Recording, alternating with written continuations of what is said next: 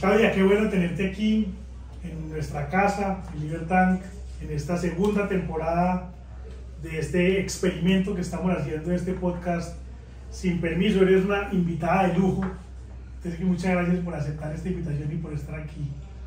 Y arranquemos con lo que siempre arrancamos en este podcast, y es, cuéntanos un dato curioso sobre tu vida que muy poquita gente sepa. Pues primero que todo, Camilo, muchísimas gracias a Libertank por tenerme en su casa, por hacerme esta invitación. Para mí es un honor poderlos acompañar. Admiro y quiero mucho a Libertank, ya te lo he dicho. Me parece una iniciativa fenomenal y le auguro muchos éxitos en el futuro cercano y lejano. Muchas gracias. Un dato curioso, que soy fanática del fútbol. He sido futbolista toda la vida, no como jugadora, sino como hincha del Atlético Nacional. Toda la vida. ¿Y te viste el partido del fin de semana? No, no lo vi. Menos mal, no te perdiste nada. No, ese no va a poder ser el dato curioso. Sí, es. Bueno, pues no me saqué todas esas ponchadas. Claro, te reclamo que no te perdiste nada. Clau, ¿cómo arrancó? O sea, mejor dicho, ¿qué es lo que te mueve a ti en la vida para dedicarle tantos años de tu vida al servicio público y a trabajar por Colombia? Una vocación de servicio público, que tuve la fortuna de poder capacitarme, estudiar, ejercer lo que uno estudia, que no siempre se tiene esa suerte. La vida me ha presentado muchas oportunidades de poder trabajar por mi país, lo que ha sido mi motivación, mi energía, mi sueño, mi entrega. Yo adoro prestarle el servicio a mi país, sobre todo en estos momentos que tanto lo necesita. ¿Y arrancaste tu carrera en el servicio público en el gobierno Pastrana o antes? En Pastrana, pero nada que ver con Pastrana. O sea, yo llegué después de estar mucho tiempo por fuera del país, en el exterior, más bien desubicadita, hay que decir pues la verdad. ¿Qué estabas haciendo? ¿Estudiando? Estudiando y estudiando. Hice la total, hice un máster, una especialización, un máster, un doctorado y un diploma de Administración Pública Internacional en Francia, en la ENA.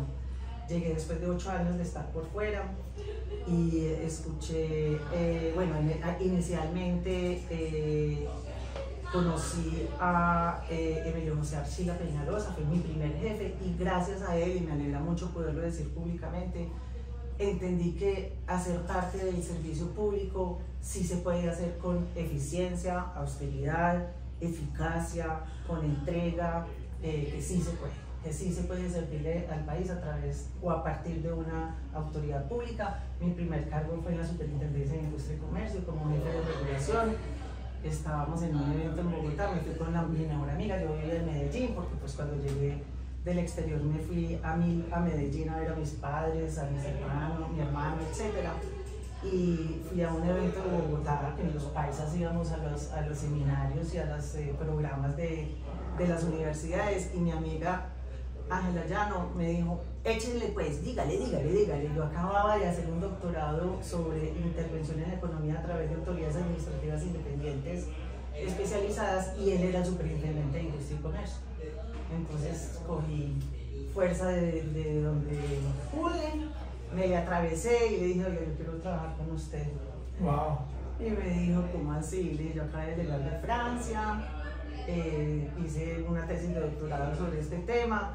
Y me dijo, claro que sí, la espero en mi oficina la semana entrante, pero además quiero que sea profesora en el diplomado de regulación económica que había en la Universidad Externado. Entonces ahí hice muchas. Pero entonces, ¿por qué te nos adelantamos? ¿Por qué te fuiste a Francia? Y bueno, dos preguntas. ¿Por qué te fuiste a Francia y por qué te devolviste? Por rebelde me fui, ese es otro dato curioso. He sido revoltosa toda la vida, desde joven, desde adolescente, y pues tenía como necesidad de lanzar un grito de independencia cuando salí de la universidad de 21 años, muy joven, estudié Derecho en Bolivariana. Entonces pensaba que era absolutamente imprescindible seguir estudiando, o sea, no tenía otra manera de poder dedicar tiempo a una actividad profesional. y los profesores en Bolivariana me recomendaron que buscara entonces una especialización. Mi papá, una persona muy visionaria, muy sencillo, pero muy visionaria, me dijo, vete para Suiza a aprender otro idioma. Y yo, no, para Suiza no puede ser. 20 años después fui a Suiza, ¿no? Entonces me puse a buscar otros países y encontré, me quería ir para España, pero como era tan revolucionaria, muy parrandera, un poquito desordenadita, entonces el papá me dijo, no, España no. Sí. Y él se imaginaba la España post-franquista. Claro. A esta razón tenía, yo creo. Entonces conseguí una nacionalidad donde aprendía otro idioma, que fuera un poco más, menos libertina, digamos, que la cultura española, y con la asesoría de mis profesores llegamos a un país muy equilibrado, que es Francia. ¿Así? Pero porque uno no se imagina que los franceses eran muy equilibrados, sí, ni conservadores. No son conservadores, son más bien liberales de mente. Yo soy una liberal de mente, desde todo punto de vista económico, pero también en apertura mental.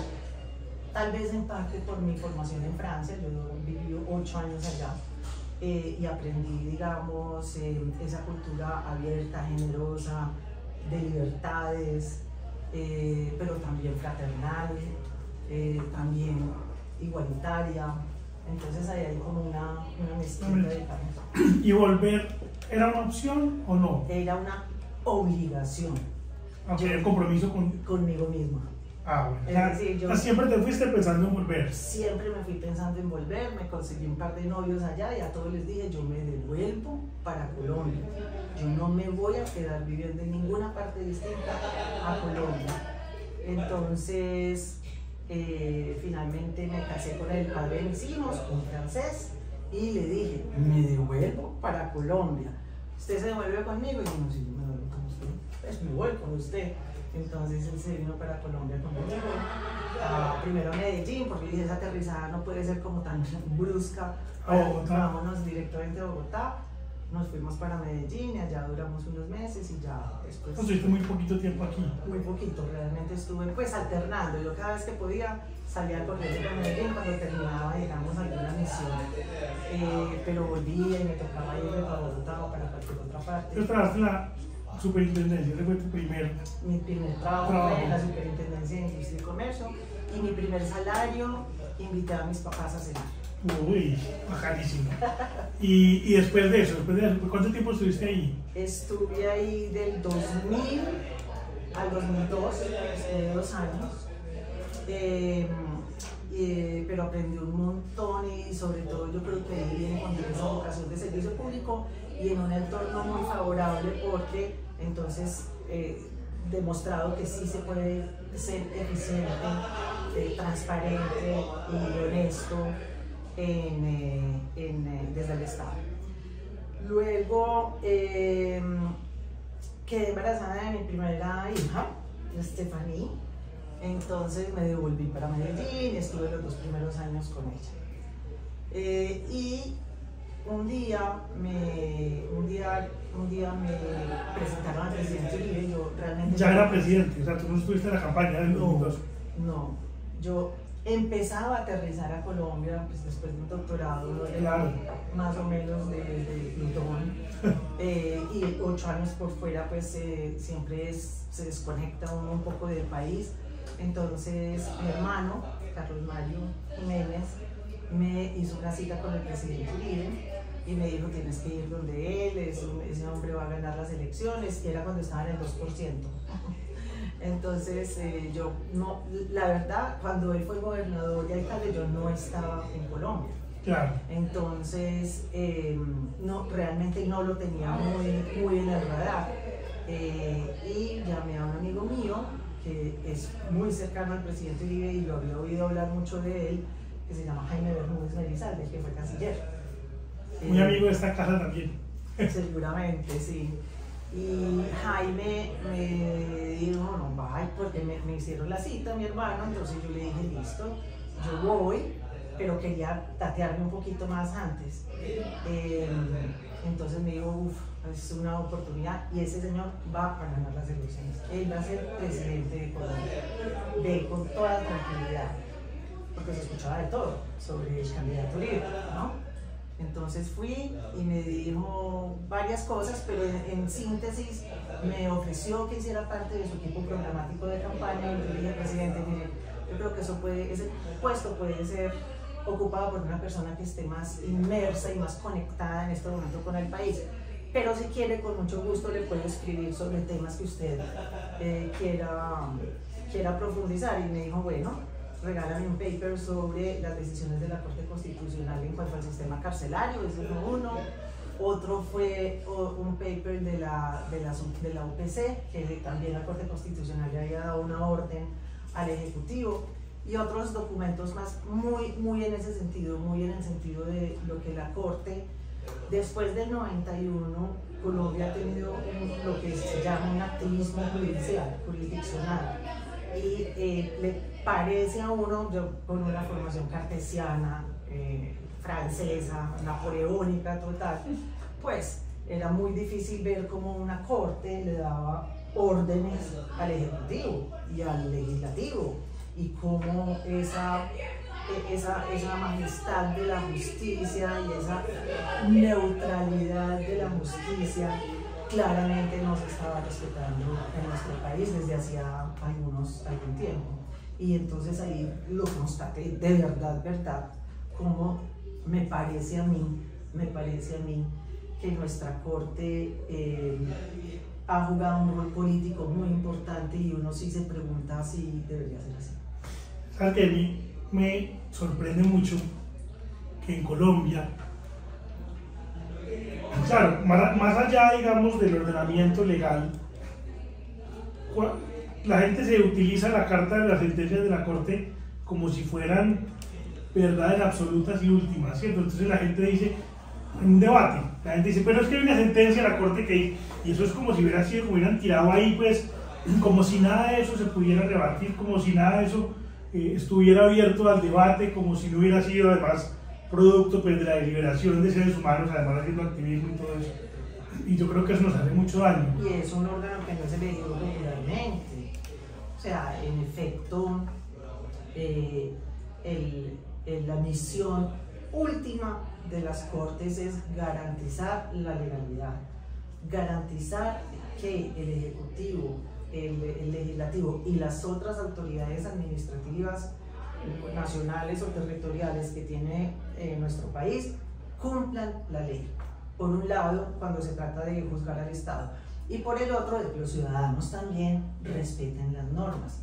Punto. O sea, no hay, creería yo, pues por lo menos es mi convicción, no hay una punta de lanza de los jueces para jalonar tendencias A, B o C, la que sea.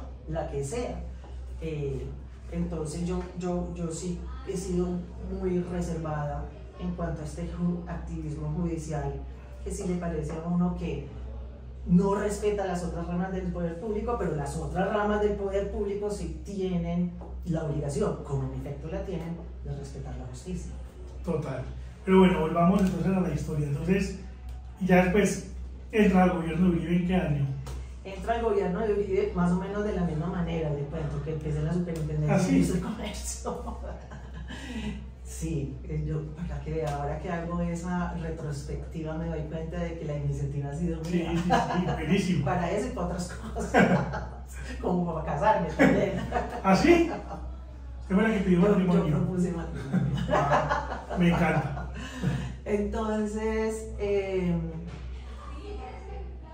oí esto, entonces le di esos papers al presidente y empecé a oír que ese gobierno, claro, bueno, ya ganamos las elecciones del presidente, yo no hice parte de nada, fueron mis papers y no más, y empecé a oír que iban a hacer una reforma muy profunda de las superintendencias. Y mi tesis de doctorado fue pues, con respecto a las superintendencias y a las comisiones de regulación, un estudio de derecho comparado con las mismas autoridades colombianas, británicas y españolas y algunas norteamericanas. Entonces, Archila me llevó a dar clase a su diplomado de regulación económica sobre intervención del Estado en la economía a través de estas autoridades administrativas. Y yo escuchaba que este gobierno iba a hacer una reforma muy profunda de la superintendencia. Entonces llamé otra vez a Jaime, mi amigo, y le dije: Jaime, hice una tesis de doctorado en ese tema, doy clase en ese tema, trabajé en una superintendencia y me voy a perder la reforma de las superintendencias. No puede ser. Yo estaba en Medellín con mi bebé y entonces en ese momento me dijo: Jaime, no, tranquila, yo hablo con la persona encargada del tema de esa reforma del Estado, de Santiago Montenegro, el designado director de Planeación Nacional. Santiago Montenegro me llamó a las 7 de la noche, un miércoles, por decir cualquier cosa. Oiga, Claudia, ¿qué es esa hoja de vida tan bonita? ¿Cómo así que un doctorado en Francia? Como los economistas solo les importa que uno tenga un doctorado donde sea. Entonces me dijo: listo, véngase para acá, pero no solamente va a ser para el tema de la superintendencia, es usted va a dirigir toda la reforma del Estado. Entonces, mañana desayunamos a las 7 de la mañana en Casa Medina, en Bogotá, yo en Medellín cargando a mi bebé. Y le dije: listo. Allá le llego. Allá le llego. En el empalme dirigido por el Banco Mundial, por el BID, por el Banco Interamericano de Desarrollo, y ellos realmente me ayudaron a estructurar lo que fue el PRAP, el Programa de Reforma a la Administración de Renovación a la Administración Pública, con muchas aristas, un programa súper exitoso. Logramos ahorrar casi 5 puntos del PIB, muy en la línea de la austeridad del presidente Uribe, y otros temas más, mucho más estructurales, y fui muy feliz de dirigir la reforma del Estado los primeros 4 años. ¿Qué tan difícil fue? Porque uno de los grandes retos que va a tener el próximo gobierno en Colombia va a ser otra vez una gran reforma del Estado. Sin un recorte absoluto y aplastante como diría José Obdulio, pero además de eso, sacarle y quitarle las garras del Estado a la gente. Cuando me refiero a la gente, me refiero a todos, ¿cierto? A las empresas, a los empresarios, al individuo, porque el Estado hoy está presente en todas partes. ¿Qué tan difícil fue? Muy, muy difícil. Yo decía que fue en ese momento que había un entorno favorable a un Estado pequeño, eficiente, liberar recursos de la burocracia para poder tener una mayor con un presidente social, muy popular. Con un presidente popular austero de verdad. O sea, no es que viajara y se vistiera y comiera de una manera lujosa para exigir que el Estado fuera austero, para nada. Nunca he conocido una persona más austera, más cuidadosa con los recursos que el presidente Uribe y su familia además, o sea, a quienes conozco muy bien. Entonces, la reforma del Estado, cuando es para disminuir tamaño, siempre es el programa más impopular que pueda tener cualquier gobierno. Y eso lo hizo difícil. Sin embargo, me facilitó mucho la vida el respaldo del presidente. O sea, yo era asesora de Planeación Nacional e iba a consejos de ministros. A mí me llamaban a la presidencia y yo estaba en Planeación Nacional. O sea, el respaldo del presidente fue incondicional y eso me facilitó mucho la vida. ¿Qué tan duro es la conversación con los políticos frente a ese tipo de cosas? Esa no la asumía yo, esa la asumía el presidente. Claro. Y se necesita eso, no la puede asumir nadie más. Nadie más. Y el retén social, no sé si ustedes han oído hablar del retén social en la administración pública. Cuando nosotros estructuramos el programa de renovación de la administración pública, el PRAP, eso tenía como 3 partes. Unas reformas verticales, austeridad, disminución del tamaño, eliminación de duplicidad de funciones entre entidades, fusiones, liquidación de ministerios. O sea, fue de verdad algo muy real. Y ni que hablar de Copetrol, del Seguro Social, de Telecom, todas esas 64 entidades liquidamos de la rama ejecutiva del orden nacional. Un segundo eje que yo digo que es la verdadera reforma del Estado, que son los temas estructurales de la administración pública: contratación administrativa, gestión productiva de los activos de la nación, defensa judicial estratégica de la nación, antitrámites, por supuesto, eficiencia presupuestal, gestión por resultados, control interno. 12 12 reformas transversales y government, en ese momento hablábamos no de transformación digital, sino de gobierno electrónico. Bueno, 12 temas que de verdad es, digo yo nuevamente, la verdadera reforma del Estado está en esos procesos estructurales. Y 3, había como un capítulo social de amortiguamiento, de amortigüe, digamos, de la disminución del número de empleos y de las entidades del Estado.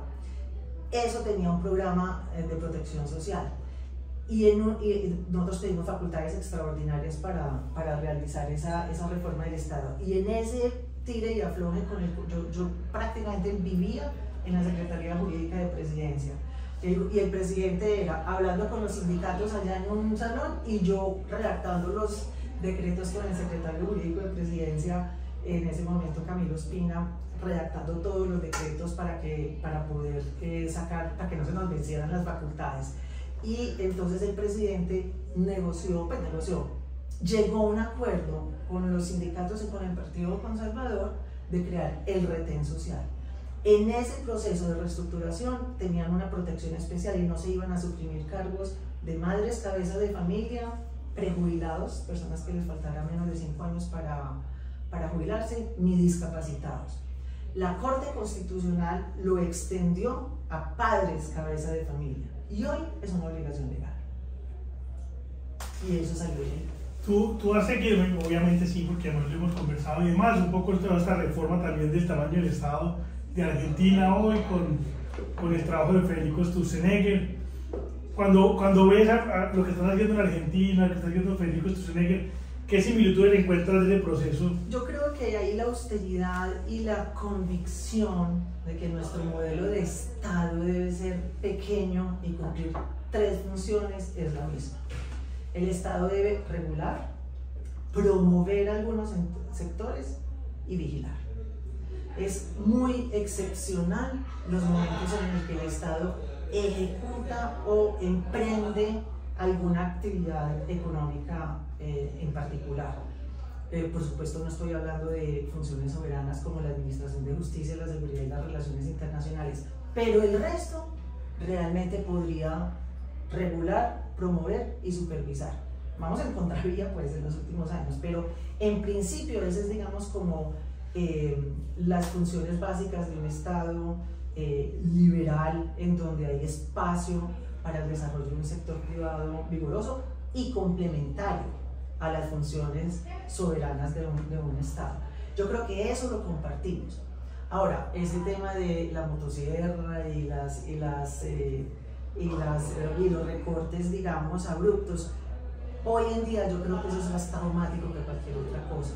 Yo creo que uno debe tener un Estado dinámico, debe tener un proceso de renovación de la administración pública permanente, no que creció 80%, entonces vaya y vuelva a disminuir, porque el costo social es grande, la desarticulada es compleja, y es algo, digamos, que uno debería, yo al final, cuando terminé la reforma del Estado, propuse que muchas cosas que no fui capaz de sacar, ni siquiera con el respaldo del presidente Uribe, y una de ellas fue suprimir función pública, el Departamento Administrativo de la Función Pública, y dejar en Planeación Nacional una entidad adscrita que esté pensando y repensando el Estado en todos los temas sectoriales, o hoy en día diría uno, en todos los temas transversales: movilidad, sostenibilidad ambiental, relacionamiento con comunidades, industrias extractivas, sobre seguridad energética, seguridad alimentaria, o sea, que son temas más transversales y que deberían estarse pensando y repensando a toda hora, en todo momento y en todo lugar, desde una entidad como Planeación Nacional que ve el mediano y el largo plazo. Porque a eso iba, yo creo que inclusive esto se lo he escuchado mucho al presidente Uribe también cuando habla de Milei, y es que él como ya tiene la capacidad de ver la película cómo fue, con todo el esfuerzo que ustedes hicieron, y después de eso llega el gobierno Santos y empieza a desbaratar todo esto y vuelve a crecer el Estado al tamaño que está hoy. Porque, para ser honestos, no todo. Hay muchas, o sea, a mí me dolió personalmente mucho que echara para atrás la fusión de los ministerios, porque estaban absoluta y totalmente justificadas desde el punto de vista técnico, de austeridad y de eficiencia. Y haber revivido, por ejemplo, un Ministerio de Ambiente sin otro tema que tenga racionalidad económica, creo que fue un error garrafal el gobierno del presidente Santos. Hoy estamos viviendo las consecuencias de eso. Total. A las autoridades ambientales se les debe entregar un tema de racionalidad económica: agua, tierra, ordenamiento territorial, vivienda, que fue lo que hizo el presidente Uribe, que le pasó las funciones que tenía el Ministerio de Comercio al de Ambiente, algunas como vivienda. Se necesita un racional económico que le ayude a los ambientalistas genuinos a poner los pies en la tierra. Eso a mí me dolió y me pareció un retroceso bien importante. Hubo otras cosas que continuaron. Colombia Compra Eficiente fue concebido en nuestra reforma. La Agencia de Defensa Jurídica de la Nación fue concebida en nuestra reforma. Las agencias como tales, que son entidades pequeñas, técnicas, muy bien dotadas de capital humano y de tecnología para su regulación, promoción y supervisión, fueron institucionalidades que salieron de nuestra reforma. Entonces ahí hay este tema de CISA, la entidad de gestión de los activos de la nación, la SAE también. Entonces digamos que hay cosas que pudieron continuarse, pero algunas muy importantes desafortunadamente se retrocedieron porque sí, por llevar la contraria, creería yo. Yo creo también porque ustedes, mejor dicho, lo que tú acabas de decir, estaban todos los argumentos técnicos de eficiencia del Estado, administrativos, pero la lucha es contra los argumentos políticos. Y yo creo que ahí es donde está el reto. Entonces muchas veces el presidente Uribe, cuando habla de Milei, dice que el reto va a ser cómo se sostiene. Es decir, para allá iba, la continuidad es crítica. Hace poco tuve la oportunidad de hablar a alguien de muy alto nivel sobre la reelección. Yo creo que el presidente Uribe no se equivocó teniendo 2 periodos de gobierno. No hubiéramos hecho lo que hicimos en 4 años. La continuidad, la sostenibilidad y la continuidad de unas buenas políticas públicas, porque las malas, sí, por favor, las podemos terminar tan pronto como se pueda, pero las buenas políticas públicas necesitan continuidad para poder tener y demostrar su eficiencia y el bienestar y sus buenos resultados. Se necesita tiempo. Yo por eso soy fan de los regímenes parlamentarios. En los regímenes parlamentarios un buen gobierno puede durar mucho. Así y un mal gobierno dura muy poquito. Así es. Y yo creo que a Colombia le hace falta un poco eso. Y lo segundo es algo que también yo creo que se perdió con este gobierno, tú sabes más de eso que yo, y es el tema de la profesionalización del servicio público. Eso es un riesgo que se corre en cualquier gobierno, ¿no? La carrera administrativa fue otro de nuestros temas estructurales. Salió una ley de empleo público y el lema era: el funcionario público, o entrar a ser funcionario público, debe ser difícil de acceso, mantenimiento por resultados y flexibilidad en la salida. Eso es más fácil decirlo que hacerlo, ¿no? Porque aquello de la flexibilidad en la salida no es tan sencillo. No es tan sencillo, y porque yo también creo que hay ciertas garantías que uno debería respetar para no ir a cometer una arbitrariedad o no.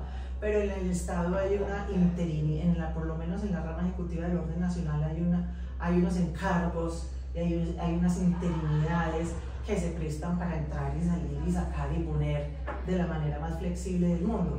Ahora, yo sí creo que debe haber facilidad en la salida, porque la evaluación por desempeño aún tiene mucho camino por recorrer.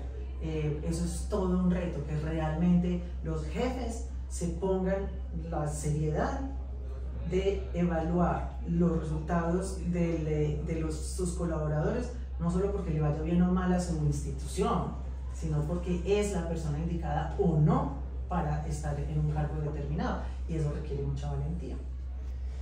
Yo creo que al Estado le hace mucha falta esa medición de desempeño, ¿no? Y hay una cantidad de funcionarios de corbata que que están en un papel, pero la gente de los ministerios ni sabe quiénes son, ni nunca se han aparecido por allá. Eso no puede ser. Eso no puede pasar. Eso no puede pasar. Es que eso no puede pasar. Si no puede pasar en una empresa privada, mucho menos va a pasar. Puede pasar en una empresa que administra recursos públicos, pues en una entidad que administra recursos públicos, cualquier entidad del Estado. Pero entonces, volviendo ahora, vamos a hoy.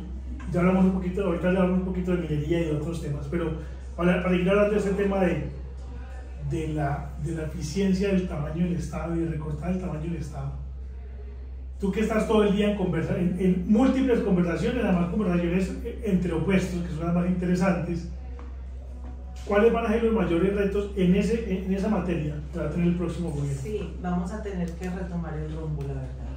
O sea, es como si uno fuese con un norte claro en un barco o en un navío, con un norte claro durante mucho tiempo, con dificultades y con tal vez una mejor manera de remar o de hacer las cosas aquí o allá. Pero Colombia, pues, por lo menos desde la Constitución del 91, e incluso yo diría antes, nunca había tenido una pérdida de rumbo.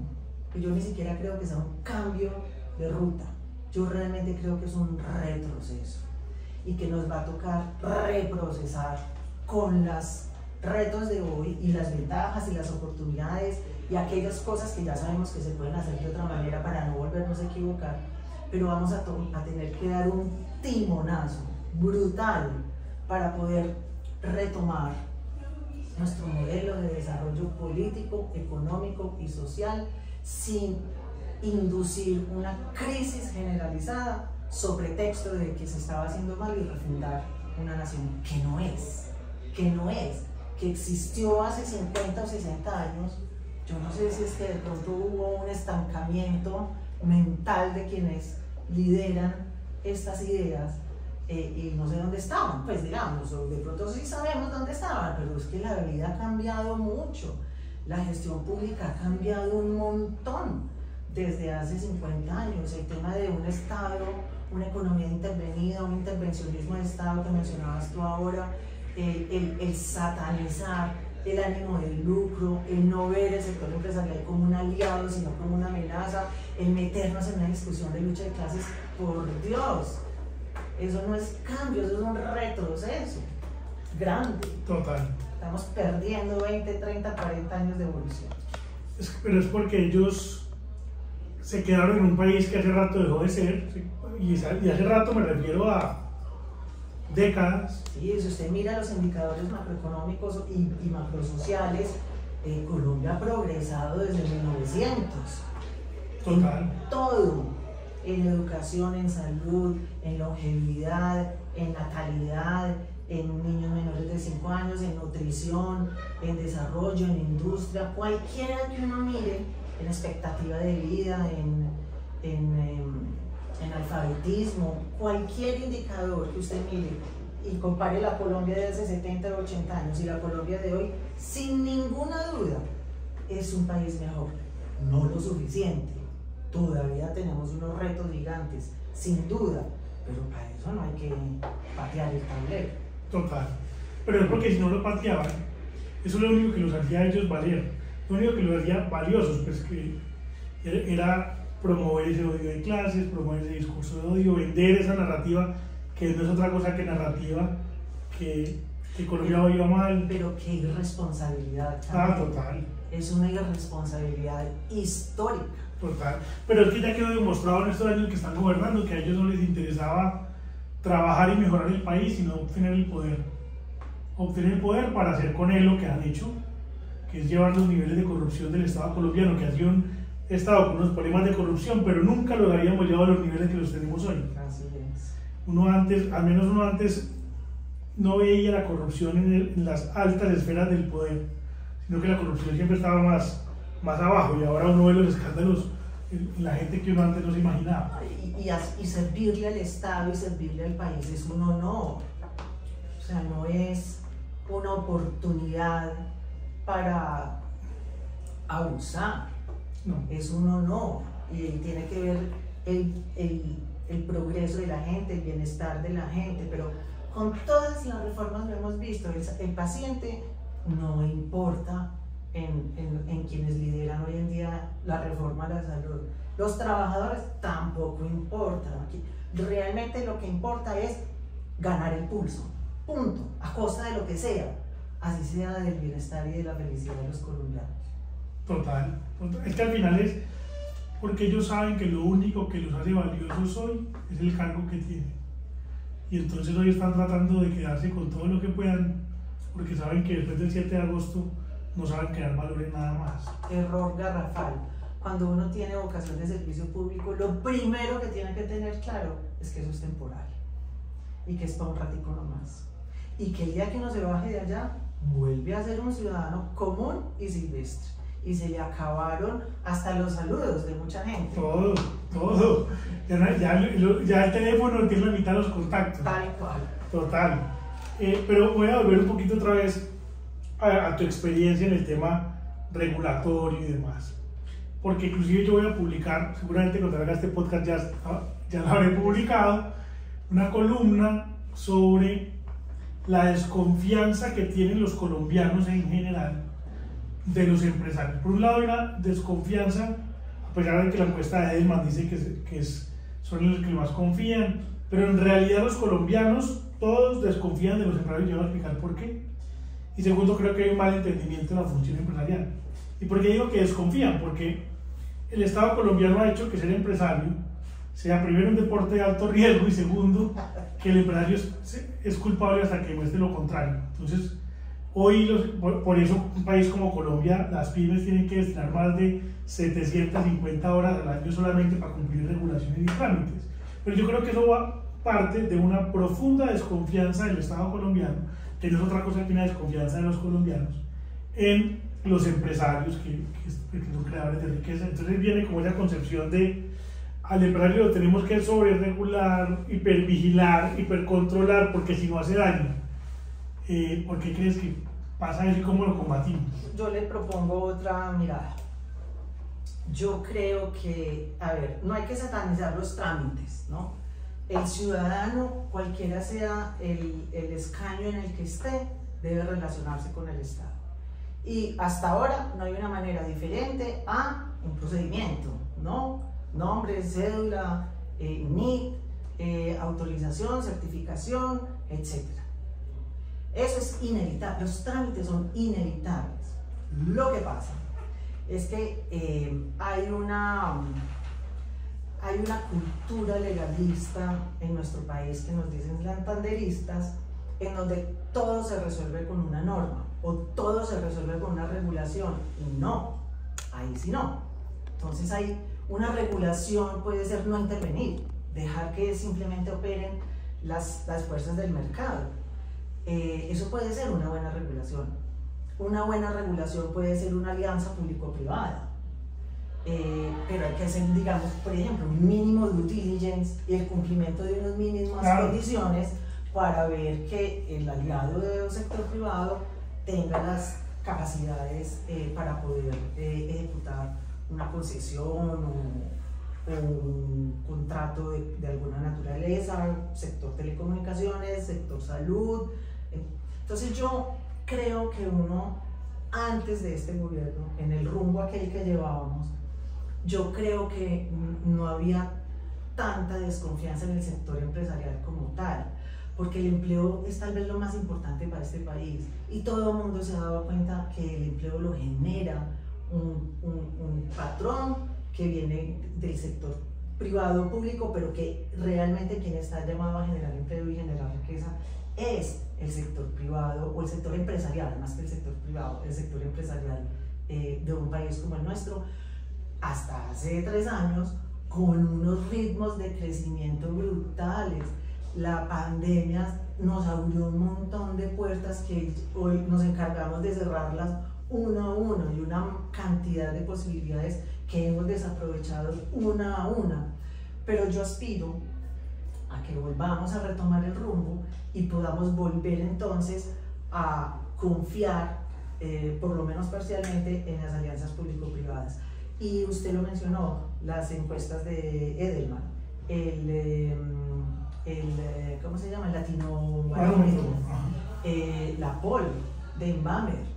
Yo tengo una charlita que algún día me encantaría compartirla con ustedes, y es que en efecto en los últimos, desde tal vez ellos tienen como desde Pastrana, me da la impresión, tienen cómo ha evolucionado la confianza en las instituciones tradicionales, Iglesia, Congreso, Fuerzas Armadas,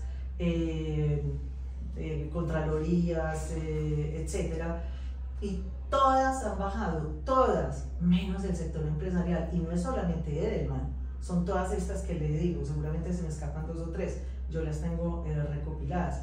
Ahí hay una luz, ahí hay una luz, y ahí nos tiene que mandar el mensaje, y los empresarios debemos entender que hoy en día estamos llamados a jugar un rol de liderazgo, no de pasividad, de liderazgo. Y si se trata de proteger las instituciones, pues toca hacerlo, toca casarse, toca proteger la democracia, el libre mercado, el emprendimiento, el derecho al empleo, toca, que es casi uno de los pocos estamentos, cuando los medimos a todos, para tener un mínimo de data que respalde una afirmación de estas, que yo a veces creo, no estoy tan segura de que el sector empresarial sienta que tiene esa responsabilidad, porque no solamente cumplimos con generar empleo y pagar impuestos, sino que debemos comportarnos como líderes en territorios en donde no hay nada distinto a una empresa, y en donde hay inequidades, inseguridad, necesidad de presencia institucional, no necesariamente estatal, institucional. Los empresarios, yo creo que tenemos que asumir que construimos patria.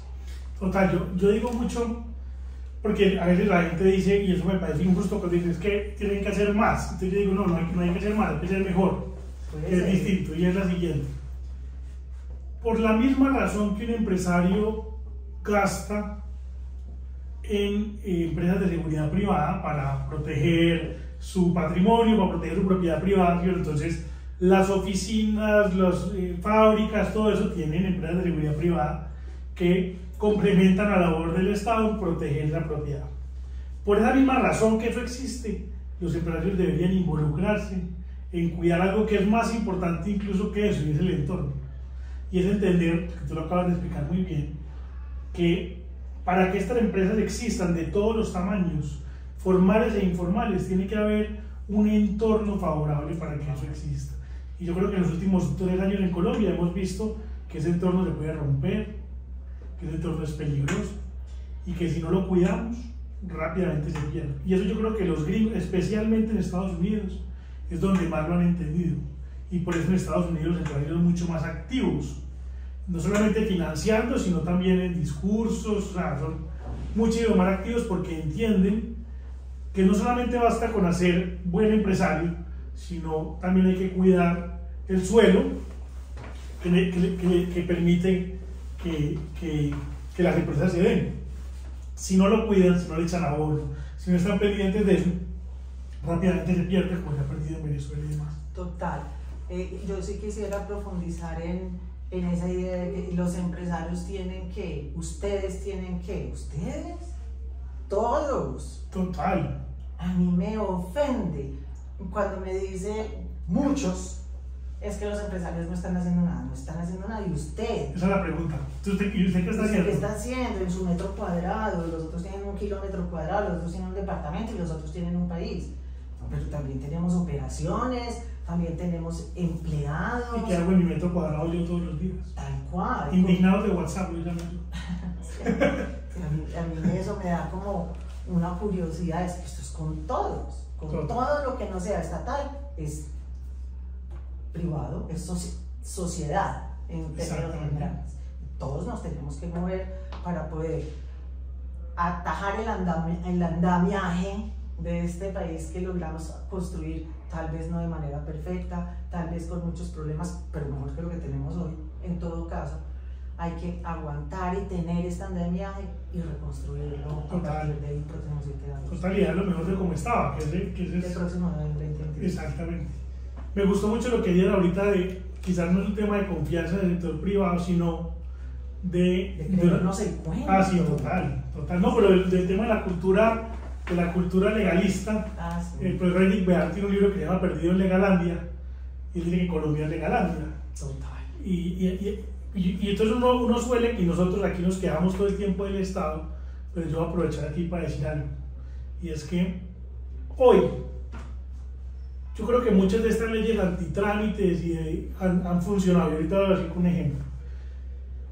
Pero ¿saben dónde encuentro hoy una gran cantidad de trámites que le frenan a uno como emprendedor poder crecer entre el mismo sector privado? Vaya uno pues para poder contratar con una empresa. Ay, Dios mío. Sí, todo ese papelerío. Abrir una cuenta. Entonces todos los empresarios que yo conozco nos quejamos, y es una reforma que debería hacer Colombia las cámaras de comercio, sobre todo el tema de la renovación de la matrícula mercantil, que eso está en muy poquitos países, es decir, uno no debería tener que renovarla cada año si no ha hecho ningún cambio, no solamente debería mostrar que hizo algún cambio. Y sabes también lo que hay detrás de eso, o en el fondo de eso, confianza o desconfianza. Es lo que yo te digo, devolver la confianza. Entonces, digamos, del Estado en los ciudadanos. Es una discusión ahí donde tenemos que encontrar ese equilibrio. O sea, no porque hay un trámite hay desconfianza, pero si hubiese más confianza, no hubiera habría trámite, menos. claro, no habría notarías. Tal cual. No tendría por qué tener pruebas de supervivencia. Que eso vaya y dígale a un inglés pues, que quiere sacar una prueba de supervivencia. Y lo mismo, entonces, pero uno mira, entonces uno tiene que cada mes, uno tiene que sacar 12 certificados de Cámara de Comercio al año, a pesar de renovarlo. Pero ¿quién en realidad pide ese certificado menor a 30 días? Las empresas, o sea, somos nosotros mismos, el sector privado, poniéndonos problemas. Y voy a poner este ejemplo rápido. Acabamos de crear una sociedad y voy a hacer un reconocimiento a la Cámara de Comercio de Medellín. Literalmente la hice en 3 horas, en menos, en 1 hora.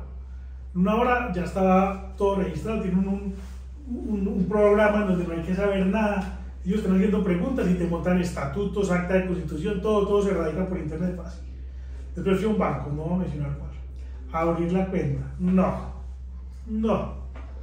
O sea, todo lo que me había ahorrado en el trámite de la Cámara de Comercio, lo he perdido 4 veces yendo al banco. Tenemos que hacer una cruzada del sector empresarial para facilitarnos la vida. Exactamente. Para poder generar confianza, porque también hay mucho amor, ¿cierto? Entonces tenemos que facilitar, mejorar en términos de comportamiento, en términos de valores, en términos de prioridades. Y detrás de eso va la confianza. Es pura confianza. Porque en Estados Unidos también hay ampones, en Suecia. Estafadores. Exactamente, estafadores. Es más, las mayores estafas del mundo han pasado en países ricos y desarrollados, porque entre más grande la economía, pues más grande la estafa. Pero tenemos que aprender a confiar y entender que eso puede pasar, pero que eso la mayoría de la gente obra bien.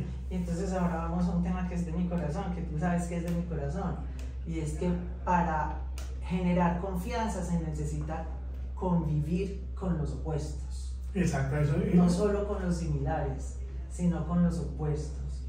Eso le permite a uno observar sin juzgar, entender, tratar de entender sin calificar y conversar sin querer convencer tampoco. O sea, puede que haya una manera diferente o varios caminos para llegar a un mismo o a un resultado determinado. Y cuando esas limitaciones que son realmente de uno o de quien lo observa uno se logran levantar, hay más de lo que uno se imagina en lo que coincidimos con las personas que nos rodean. Hay mucho más que nos une que lo que nos divide. Ahora, aquí grabamos con Carlos Enrique Moreno y hablamos un poquito de eso, de todo el trabajo de valientes, dialogar, de sentarse a conversar, pero además en el caso tuyo es bien interesante porque ahora, después de toda esta vida pública, le han dedicado la vida también a la defensa de la minería bien hecha en Colombia. Pero en esa defensa de la minería bien hecha en Colombia has generado precisamente los espacios de conversación entre opuestos que han sido muy valiosos para el país. Con un tema muy tensionante, que es el tema minero, que exactamente, es la explotación de recursos naturales. Sí, hace 10 años, bajo la iniciativa de la Fundación Ford, 10 años, Camila, nació un grupo que se llama el Grupo de Diálogo sobre Minería en Colombia, el GEDIAM, el cual tengo el honor de liderar hace unos 6 o 7 años. Estamos viendo por aquí en estos días, yo creo que ya va siendo hora de que haga de un paso al costado. Pero el GEDIAM es una organización de diálogo entre puestos. Hoy en día dialogamos sobre temas mineros, estamos abriendo el alcance a mineros energéticos y aspiramos a poder hablar sobre cualquier actividad económica que se desarrolle en los territorios de Colombia y en donde haya varias perspectivas al respecto. Cualquier actividad económica que se desarrolle en territorios olvidados, abandonados o con presencia de diferentes grupos de interés, cualquier actividad en donde haya sociedad requiere un acto de generosidad, y es sentarse a hablar con lealtad, con respeto, conciencia también, con conciencia y conciencia. Claro. O sea, que sea un diálogo informado. Y desde la racionalidad. Y que sea consciente, correcto. Y eso es muy importante, y eso se puede hacer a cualquier nivel, para cualquier actividad. Y estos 10 años he estado entonces muy dedicada a estos diálogos entre opuestos, a estos diálogos improbables. También hago parte entonces de Valientes Dialogar, que existe hace como unos 4 o 5 años, por la misma fundadora. O sea, la misma persona que fundó Valientes Dialogar fundó el GEDIAM cuando era directora de la Fundación Ford para el Consumo. Y me gustaría mucho que supieran los empresarios que el GEDIAM está en un momento de apertura para poder compartir. Hemos tenido varios asesores estratégicos y nos dicen que está mal hecho no compartir un modelo de diálogo entre puestos que ha sido exitoso durante 10 años. Total. Está mal hecho. Lo que pasa es que eso es muy delicado, porque los primeros años, los primeros 3 años fueron confidenciales. Yo estoy en otros diálogos en donde estamos en esa fase de confidencialidad. 3 años confidenciales. Entonces, digamos que eso requiere lo que dijimos ahora: continuidad, sostenibilidad, un esfuerzo con un norte claro, que las formas pueden cambiar en función de a quién les toque ejecutarlas, pero si uno sabe para dónde va, las cosas funcionan. ¿Y qué tan fácil es lograr llegar a acuerdos? Dificilísimo, dificilísimo. Eso no, pues, y Colombia es una sociedad muy polarizada, la verdad, desde todo punto de vista, no solamente políticamente. Hay quienes aman las industrias extractivas y hay quienes detestan el carbón o los fósiles, o las fuentes energéticas fósiles. Hay quienes aman la protección del medio ambiente y un desarrollo sostenible, y hay quienes detestan cualquier cosa que sea de protección del medio ambiente o de la conservación de una naturaleza que es exuberante en nuestro país. Entonces nos ponen a los colombianos nos ponen en un tablero muy complejo, en donde hay una riqueza natural de recursos naturales no renovables. Estamos en los top 5 de cualquier cantidad de especies, flora o fauna, pero también somos de los pocos países que tenemos todavía un potencial geológico, geofísico y geotérmico, creo que es el tercero, inexplotado, con unas posibilidades de financiar el desarrollo con un aprovechamiento sostenible de los recursos naturales. Todavía no estamos convencidos, y menos durante los 2 últimos años o 3 años, de que la explotación de los recursos naturales pueden mejorar el progreso y la calidad de vida de los colombianos, como lo ha hecho en tantos otros países. ¿Sabes qué creo yo? Que mientras estamos discutiendo eso, se nos va a pasar el cuarto de hora. Es decir, sí, los precios. Exactamente, porque cada vez más somos capaces de producir más con menos. Y entonces uno ve hoy, por ejemplo, los avances en los vehículos eléctricos y en las baterías, que todavía necesitan muchos de estos recursos naturales, pero por ejemplo Elon Musk tiene una obsesión de producir carros eléctricos con una porción pequeñísima de los materiales que necesita. Entonces, si no aprovechamos eso hoy, eso no va a valer nada en el futuro. La ventaja en los commodities, aunque pues no se puede confiar nunca nada de eso, es que son ciclos que van y vienen.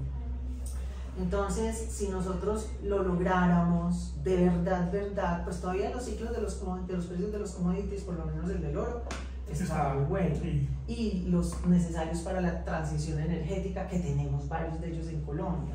Y eso va teniendo entonces ciclos o superciclos por el valor, por el monto del valor o por el largo del ciclo, ¿cierto? Entonces uno podría estarse preparando para el nuevo ciclo de abundancia o de vacas gordas que vaya a venir en algún momento en diferentes momentos del mercado, dependiendo de cada sector. Pero uno sí debería poder estarse preparando para aprovechar esa abundancia que seguro va a volver. Que además en este ataque sistemático de este gobierno al sector minero energético legal y formal, porque es que en realidad su ataque de eso lo único que han hecho es favorecer y beneficiar al ilegal. Tal cual, y nosotros esa sí la deberíamos tener clara. El gran enemigo de todos, en todo, es la ilegalidad. De todos, en todo. Cuando uno mira cualquier sector en Colombia, las telecomunicaciones, hay comunicaciones hechizas y emisoras que no cumplen con nada. Cuando uno mira la hotelería, también hay hoteles que no tienen las certificaciones, que no están decretados, ni hablemos de elevación de impuestos o elusión de impuestos. Miras el tema ganadero, igual bien importan y exportan de manera ilegal el ganado de países vecinos, no me atrevería a decir igual. En el tema de la minería tenemos una extracción ilícita de minerales que financia los grupos armados de la ley, pero pues a ver, en vez de declararle la guerra a la ilegalidad, se la declaramos a la legalidad. Le estamos haciendo el juego a las redes mafiosas, que no les interesa que haya ninguna actividad legal en los territorios que ellos han dominado por años. 1 milímetro de territorio que se le entrega a una empresa legal es 1 milímetro de territorio que se le quita a una empresa ilegal. Total. Que son recursos que hoy están al servicio de comprar armas, para derramar sangre, para controlar territorios, en lugar de recursos que deberían estar destinados, que son los que están en el sector legal, a generar empleo y empleo de calidad, bien pago, pero también hay una profunda inversión social en los territorios. Exactamente. Las economías ilícitas nos tienen en jaque, Camilo. Y no solamente es cultivos ilícitos y mercado de narcotráfico, es extracción ilícita de minerales, es deforestación con tráfico de madera, flora y fauna, y detrás de esos vienen extorsión, abusos en los derechos de todos los que están allí, en general del eslabón más vulnerable. En el narcotráfico y los cultivos ilícitos es el campesino y es el consumidor. Nos hemos equivocado persiguiendo esos dos eslabones. En minería, en extracción ilícita de minerales, el eslabón más vulnerable es el pequeño o el artesanal, la MAPE, lo que llamamos MAPE, minería artesanal o a pequeña escala.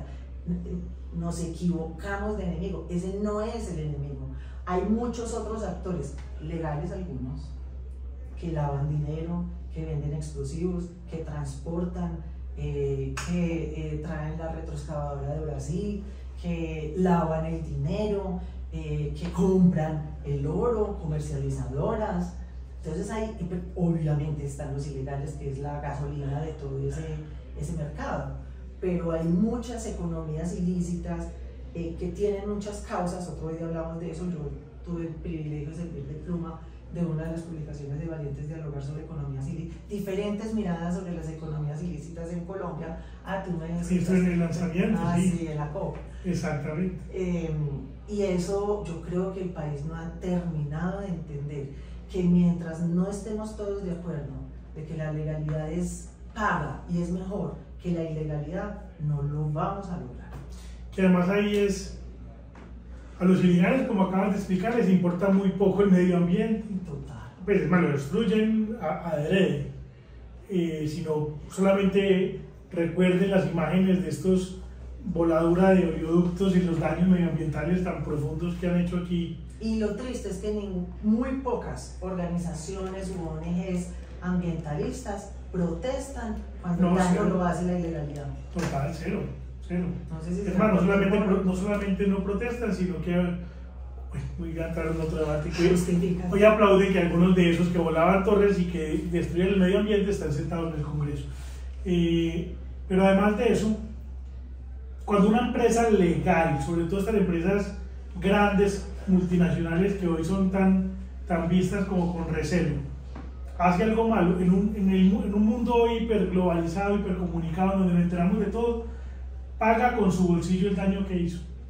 No solamente por las sanciones y demás que los estados le ponen, sino porque el mercado se lo cobra.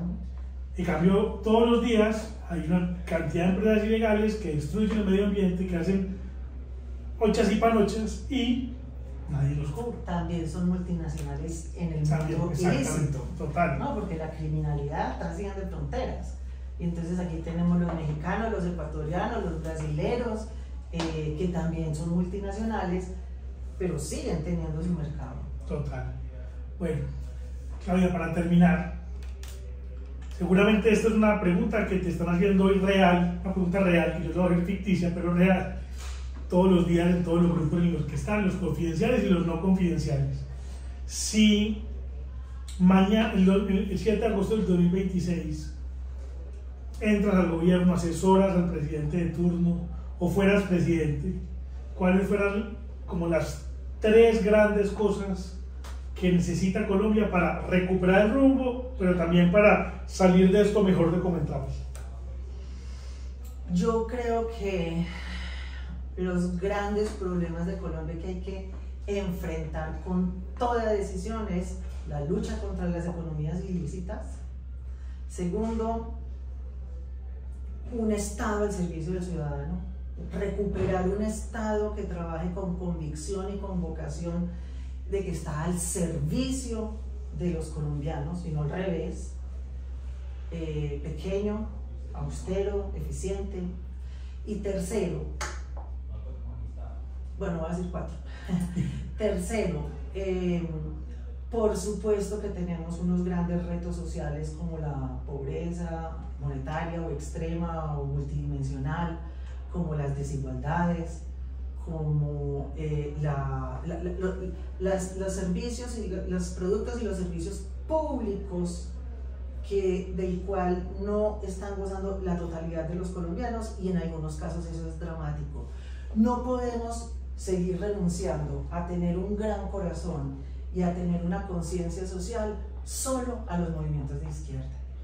El bienestar del ciudadano nos tiene que importar a todos.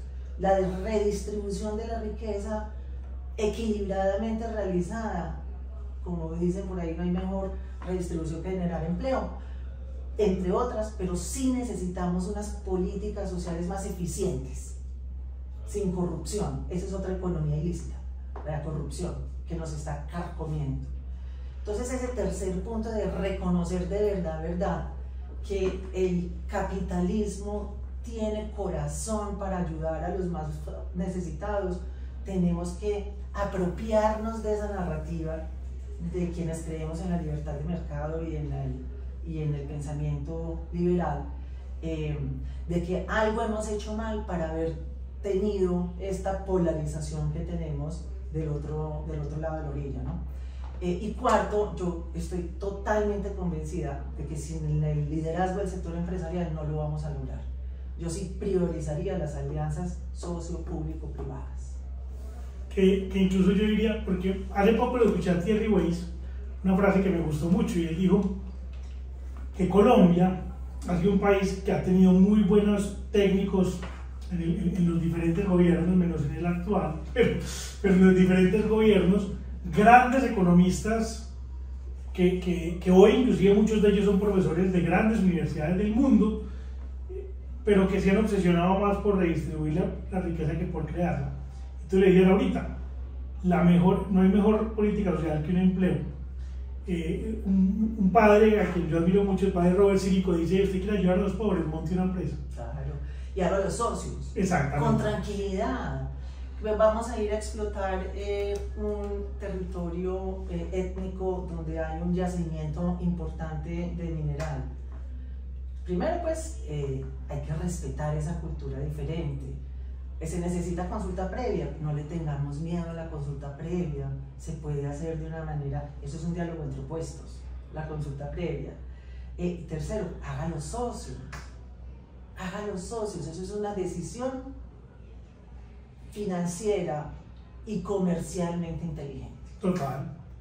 Me acuerdo una vez, Juan Mario Giraldo, que hay que invitarlo también a este podcast, que una vez me estaba contando que él vive por allá en Ginebra Valle, y entonces está teniendo una conversación con un petrista radical, y él le decía: ¿usted que odia tanto a Sarmiento Angulo?